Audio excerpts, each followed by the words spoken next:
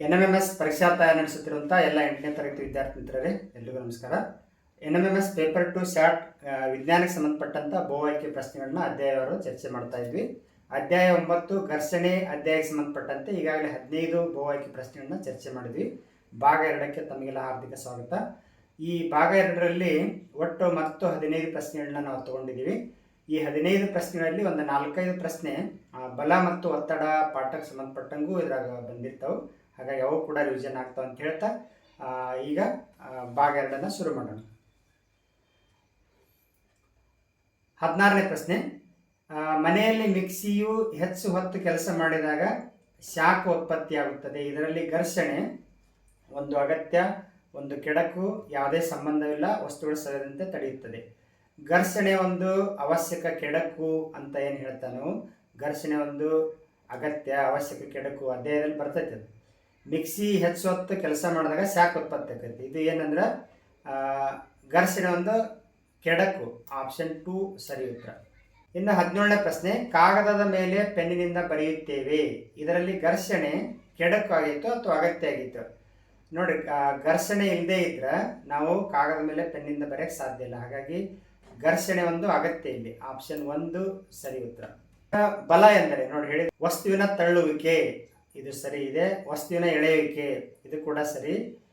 ವಸ್ತುವಿನ ತಳ್ಳುವಿಕೆ ಅಥವಾ ಎಳೆಯುವಿಕೆ, ಇವೆರಡೂ ಸರಿ. ಹಾಗಾಗಿ ಆಪ್ಷನ್ 3 ಕರೆಕ್ಟ್ ಆಗುತ್ತೆ ನೋಡಿ. ಬಲ ಅಂದ್ರೆ ವಸ್ತುವನ್ನು ತಳ್ಳೋದಾಗಿರ್ಬೋದು, ಎಳೆಯೋದಾಗಿರ್ಬೋದು, ಎಲ್ಲ ಸೇರಿ ಬಲ ಅಂತ ಕರಿತೇವೆ ನಾವು. ಆಪ್ಷನ್ 3 ವಸ್ತುವಿನ ತಳ್ಳುವಿಕೆ ಅಥವಾ ಎಳೆಯುವಿಕೆಗೆ ನಾವು ಬಲ ಅಂತ ಕರಿತೀವಿ. ಇನ್ನು 19ನೇ ಪ್ರಶ್ನೆ, ಬಲ ಪ್ರಯೋಗವಾಗಲು ಈ ಕ್ರಿಯೆ ಅವಶ್ಯಕ. ನೀವು ಪಾಠ ಕಂಪ್ಲೀಟಾಗಿ ಓದ್ಕೊಂಡಿದ್ರೆ ಕ್ಲಿಯರ್ ಗೊತ್ತಾಗುತ್ತೆ. ಎರಡು ವಸ್ತುಗಳು ಪರಸ್ಪರ ಪ್ರತಿವರ್ತನೆಗೆ ಒಳಪಡಬೇಕು, ಆವಾಗ ನಾವು ಬಲ ಪ್ರಯೋಗ ಆಗಕ್ಕೆ ಸಾಧ್ಯ. ಹಾಗಾಗಿ ಆಪ್ಷನ್ 1 ಸರಿ ಉತ್ತರ. ನೆಕ್ಸ್ಟ್ 20ನೇ ಪ್ರಶ್ನೆ, ಬಲದ ಅಂತಾರಾಷ್ಟ್ರೀಯ ಏಕಮಾನ. ಬಲದ ಅಂತಾರಾಷ್ಟ್ರೀಯ ಏಕಮಾನ ನ್ಯೂಟನ್ ಅಂತ ಕರಿತೇನೆ. ಆಪ್ಷನ್ 1 ನ್ಯೂಟನ್ ಸರಿ ಉತ್ತರ. ಇನ್ನು 21ನೇ ಪ್ರಶ್ನೆ, ಒತ್ತಡದ ಅಂತಾರಾಷ್ಟ್ರೀಯ ಏಕಮಾನ, ಪ್ರೆಷರ್ದ SI ಯೂನಿಟ್ ಏನು? ಯಾವುದಂದ್ರೆ ಪ್ಯಾಸ್ಕಲ್ ಅಂತ ಕರಿತೇನೆ. ಆಪ್ಷನ್ 2 ಪ್ಯಾಸ್ಕಲ್ ಒತ್ತಡದ ಅಂತಾರಾಷ್ಟ್ರೀಯ ಏಕಮಾನ ಆಗೈತಿ. ಇನ್ನು 22ನೇ ಪ್ರಶ್ನೆ, ಶಕ್ತಿಯ ಅಂತಾರಾಷ್ಟ್ರೀಯ ಏಕಮಾನ ಯಾವುದು? ಸರಿ ಉತ್ತರ ಅಂದ್ರೆ ಆಪ್ಷನ್ 3 ಇದೆ ನೋಡ್ರಿ, ಜೂಲ್ ಅಥವಾ ಜೌಲ್ ಅಂತ ಕರಿತೀವಿ. ಶಕ್ತಿಯ SI ಮಾನ ಯಾವುದಂದ್ರೆ ಆಪ್ಷನ್ 3 ಜೌಲ್ ಸರಿ ಉತ್ತರ. ಇನ್ನು 23ನೇ ಪ್ರಶ್ನೆ, ಸಾಮರ್ಥ್ಯದ ಅಂತಾರಾಷ್ಟ್ರೀಯ ಏಕಮಾನ ಯಾವುದು? ಸಾಮರ್ಥ್ಯ ಪವರ್ ಅಂತ ಕರಿತಲ್ಲ, ಪವರ್ದ SI ಯೂನಿಟ್ ಏನು? ಯಾವುದು ಸರಿ ಉತ್ತರ ಅಂದ್ರೆ ವ್ಯಾಟ್. ಆಪ್ಷನ್ 4 ವ್ಯಾಟ್ ಸರಿ ಉತ್ತರ. ಇನ್ನು ಸದಿಶ ಪರಿಮಾಣ ಎಂದರೆ? ಸದಿಶ ಪರಿಮಾಣ ಅಂದ್ರೆ ದಿಕ್ಕನ್ನು ಹೊಂದಿದೆ, ಪರಿಮಾಣ ಹೊಂದಿದೆ, ದಿಕ್ಕು ಮತ್ತು ಪರಿಮಾಣ ಎರಡನ್ನು ಹೊಂದಿದೆ, ಎರಡನ್ನು ಹೊಂದಿಲ್ಲ. ನೋಡಿ, ಸದಿಶ ಅಂದ್ರೆ ದಿಕ್ಕು ಮತ್ತು ಪರಿಮಾಣ ಎರಡನ್ನು ಹೊಂದಿರ್ತದೆ. Option 3 is the right answer. S.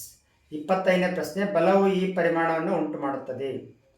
ಚಲನ ಸ್ಥಿತಿಯನ್ನು ಬದಲಾಯಿಸುತ್ತದೆ, ವಸ್ತುವಿನ ಜವ ಮತ್ತು ಚಲನೆ ದಿಕ್ಕನ್ನು ಬದಲಾಯಿಸುತ್ತದೆ, ವಸ್ತುವಿನ ಆಕಾರದಲ್ಲಿ ಬದಲಾವಣೆ ಉಂಟು ಮಾಡುತ್ತದೆ. ನೋಡಿ, ಎಲ್ಲವೂ ಹೌದು. ಬಲ ಚಲನ ಸ್ಥಿತಿ ಬದಲಾಯಿಸ್ತೈತಿ, ವಸ್ತುವಿನ ಜವ ಮತ್ತು ಚಲನೆ ದಿಕ್ಕನ್ನು ಕೂಡ ಬದಲಾಯಿಸ್ತೈತಿ, ವಸ್ತುವಿನ ಆಕಾರದಲ್ಲಿ ಕೂಡ ಬದಲಾವಣೆ ಉಂಟು ಮಾಡ್ತೈತಿ. ಅಂದರೆ ಈಗ ಹಿಟ್ಟನ್ನು ನಾದಿಟ್ಟಿರ್ತಾರೆ, ಅದನ್ನು ನೀವು ಅದ್ರ ಮೇಲೆ ಬಲ ಪ್ರಯೋಗ ಮಾಡಿದ್ರೆ ಹಿಟ್ಟಿನ ಆಕಾರದಲ್ಲಿ ಬದಲಾವಣೆ ಆಗ್ತೈತಿ. ಹಾಗಾಗಿ ಈ ಮೂರು ಹೌದು. ಈ ಮೂರು ಪರಿಣಾಮಗಳನ್ನು ಉಂಟು ಮಾಡುತ್ತದೆ. Option 4 is the right answer. 26ನೇ ಪ್ರಶ್ನೆ, ಇದು ಸಂಪರ್ಕ ಬಲಕ್ಕೆ ಉದಾಹರಣೆಯಾಗಿದೆ. ಸಂಪರ್ಕ ಬಲ ಅಂದರೆ ಈ ಮೇಜಿನ ಮೇಲೆ ಇರುವಂಥ ಒಂದು ಪುಸ್ತಕವನ್ನು ನೀವು ತಳ್ಳಬೇಕಾದ್ರೆ ಆ ವಸ್ತುವಿಗೆ ನಮ್ಮ ದೇಹ ಸಂಪರ್ಕದಲ್ಲಿ ಇರಲೇಬೇಕಾಗ್ತೈತಿ. ಕೈಯಿಂದ ತಳ್ಳೋದಾಗಿರ್ಬೋದು, ದೇಹದ ಸಂಪರ್ಕ ಅಲ್ಲಿ ಬೇಕಾಗ್ತೈತಿ. ಆ ದೇಹದ ಸಂಪರ್ಕ ಆಗೋದಕ್ಕೆ ನಮ್ಮ ಸ್ನಾಯುಗಳು, ತಳ್ಳೋದಕ್ಕೆ ಆಗಿರ್ಬೋದು, ಎಳೆಯೋದಕ್ಕೆ ನಮ್ಮ ಸ್ನಾಯುಗಳು ಅದಕ್ಕೆ ಸಹಾಯ ಮಾಡ್ತಾವೆ. ಅದನ್ನು ನಾವು ಸ್ನಾಯು ಬಲ ಅಂತ ಕರಿತೇವೆ. ಸಂಪರ್ಕ ಬಲಕ್ಕೆ ಉದಾಹರಣೆ ಸ್ನಾಯು ಬಲ. ಆಪ್ಷನ್ 1 ಸ್ನಾಯು ಬಲ ಸರಿ ಉತ್ತರ. ಇನ್ನು ಸ್ಥಾಯಿ ವಿದ್ಯುತ್ ಬಲ ಎಂದರೆ? ಸರಿ ಉತ್ತರ ಯಾವುದಂದ್ರೆ ಇದ್ರಾಗ ಎಲೆಕ್ಟ್ರೋಸ್ಟ್ಯಾಟಿಕ್ ಫೋರ್ಸ್ ಅಂತ ಕರಿತೇವೆ. ಆವೇಶಪೂರಿತ ವಸ್ತು, ಆವೇಶಪೂರಿತ ಅಥವಾ ಆವೇಶ ತಟಸ್ಥ ವಸ್ತುವಿನ ಮೇಲೆ ಪ್ರಯೋಗಿಸುವ ಬಲ. ಅಂದರೆ ಈಗ ನೀವು ಒಂದು ಬಾಚಣಿಕೆಯನ್ನು ತಲೆಯ ಕೂದಲಿಗೆ ಉಜ್ಜಿ ಕಾಗದ ಚೂರುಗಳಿಗೆ ಹಿಡಿದಾಗ ಅಲ್ಲಿ ನಮಗೆ ವಿದ್ಯುತ್ ಸ್ಥಾಯಿ ಬಲ ಉಂಟಾಗೋದನ್ನು ನೋಡ್ಬೋದು. ಅಂದರೆ ಆ ಬಾಚಣಿಕೆಗೆ ಕಾಗದ ಚೂರುಗಳು ಅಂಟ್ಕೊಳ್ಳೋದನ್ನು ನೋಡ್ಬೋದು ನೀವು. Yes, option 1 is the right answer. ಇನ್ನು 28ನೇ ಪ್ರಶ್ನೆ, ಒತ್ತಡ = ಡ್ಯಾಶ್ ಒತ್ತಡವನ್ನು ಕಂಡುಹಿಡಿಯೋ ಸೂತ್ರ ಅಂದ್ರೆ ಒಂದು ಏಕಮಾನ ವಿಸ್ತೀರ್ಣದ ಮೇಲೆ ಪ್ರಯೋಗವಾಗುವ ಬಲವೇ ಒತ್ತಡ ಅಂತ ನಾವು ಕಲ್ತಿದ್ದೀವಿ. ಹಾಗಾಗಿ ಒತ್ತಡ ಇಸ್ಕೊಳ್ಟು ಬಲ ಅಪಾನ್ ವಿಸ್ತೀರ್ಣ. ಬಲ ಅಪಾನ್ ಅದು ಪ್ರಯೋಗವಾಗುವ ವಿಸ್ತೀರ್ಣ. ಒಂದೇ ಆಪ್ಷನ್ ಸರಿ. ಬಲ ಡಿವೈಡ್ ಬೈ ವಿಸ್ತೀರ್ಣ ಅಂದ್ರೆ ಫೋರ್ಸ್ ಡಿವೈಡ್ ಬೈ ಏರಿಯಾ ಅಂತ ಕರಿತೇವೆ ನಾವು. Option 1 is the right answer. 29. ಕಾಂತದ ಉತ್ತರ ಮತ್ತು ಉತ್ತರ ದಿಕ್ಕಿನ ನಡುವೆ ಅಂದರೆ ಎರಡು ಸಜಾತೀಯ ಧ್ರುವಗಳು ವಿಕರ್ಷಿಸ್ತವು, ವಿಜಾತೀಯ ಧ್ರುವಗಳು ಆಕರ್ಷಿಸ್ತವೆ. ಇಲ್ಲಿ ಉತ್ತರ ಅಂತಂದ್ರೆ ಏನಾಗ್ತದೆ? ವಿಕರ್ಷಣೆ ಉಂಟಾಗ್ತದೆ. Option 2 is the right answer. ಕಾಂತದ ಉತ್ತರ ಮತ್ತು ದಕ್ಷಿಣ ದಿಕ್ಕಿನ ನಡುವೆ ಏನಾಗ್ತದೆ ಅಂದ್ರೆ ಆಕರ್ಷಣೆ ಉಂಟಾಗ್ತದೆ. ವಿಜಾತೀಯ ಧ್ರುವಗಳು ಪರಸ್ಪರ ಆಕರ್ಷಿಸ್ತವೆ. ನೀವು ಎರಡು ದಂಡ ಕಾಂತವನ್ನು ಅಯಸ್ಕಾಂತ ತಗೊಂಡು ಸಜಾತೀಯ ಧ್ರುವಗಳನ್ನು ಅಕ್ಕಪಕ್ಕ ತಂದಾಗ ಅವು ಆ ಕಡೆ ಈ ಕಡೆ ವಿಕರ್ಷಣೆ ಆಗೋದನ್ನು ನೀವು ನೋಡ್ಬೋದು. ವಿಜಾತೀಯ ಧ್ರುವ ತಗೊಂಡಾಗ ಅಂಟ್ಕೊತಾವೆ. ಹಾಗಾಗಿ ಉತ್ತರ ದಕ್ಷಿಣ ದಿಕ್ಕಿನ ನಡುವೆ ಆಕರ್ಷಣೆ ಉಂಟಾಗುತ್ತೆ. Option 1 is the right answer. ಅಷ್ಟು ಪ್ರಶ್ನೆ ಓದಿ ಆದಮೇಲೆ ಮತ್ತೊಂದು ಸರಿ ಈ ಘರ್ಷಣೆ ಪಾಠವನ್ನು ಓದಿದ್ರೆ ತುಂಬ ಚೆನ್ನಾಗಿ ಅರ್ಥ ಆಗುತ್ತೆ.